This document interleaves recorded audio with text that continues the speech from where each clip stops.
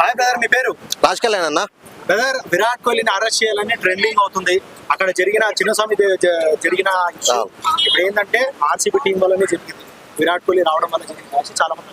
So దాని మీద మీ opinion అన్న, ఖచ్చితంగా నేను చెప్తున్నా, ఖచ్చితంగా అరెస్ట్ చేయాలి. ఎందుకంటే లాస్ట్ టైము మనకి అల్లు అర్జున్ విషయంలో ఆర్టీసీ క్రాస్ రోడ్ దగ్గర అల్లు అర్జున్ వచ్చినప్పుడు అట్లా నువ్వు తల్లి బిడ్డ చాలా ప్రమాదం గురయ్యారు. బిడ్డ బతికాడు కానీ తల్లి చనిపోయింది.